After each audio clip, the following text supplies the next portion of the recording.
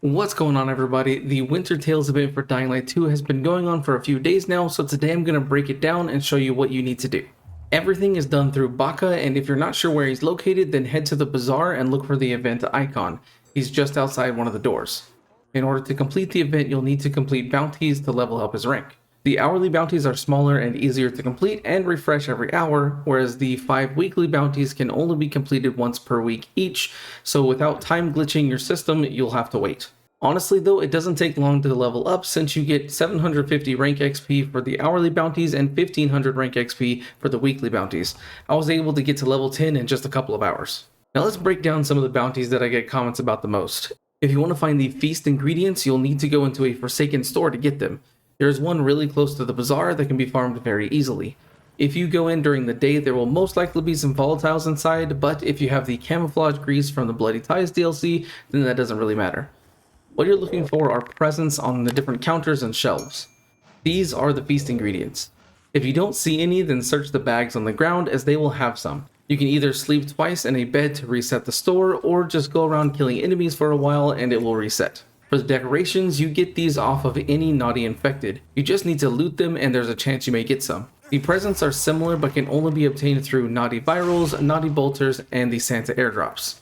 A very easy way to farm these is to find a howler and get it to start calling in the virals. Leave the howler alone at this point and just focus on the enemies charging you. There'll be tons of them, and every time you kill a viral you get a health regen boon, so you shouldn't have to worry about dying. Once they stop spawning, kill the howler and loot all the bodies and bags on the ground to get a lot of presents, decorations, and winter sweets. An easy spot for this is right outside the bazaar through the door near Baka. One thing to note is that at least 2 ice spitters will spawn in this area once the howler starts screaming, so watch out for those. For the bounties to freeze enemies, you can do this in several ways. A weapon with a freeze crit mod and a freeze blast mod counts when it activates, using the snowballs from Baka's shop. The skull axe that you can get from the airdrops or from Baka has a freeze effect, and you can also use the Dead of Winter bow with the deep freeze arrows from last year's event if you have it. One easy way to complete this is to go to a Santa airdrop and hit the Uncle Snow with snowballs or deep freeze arrows. Each time the effect is applied, it counts for the bounties, so you can get it done fully with a single enemy.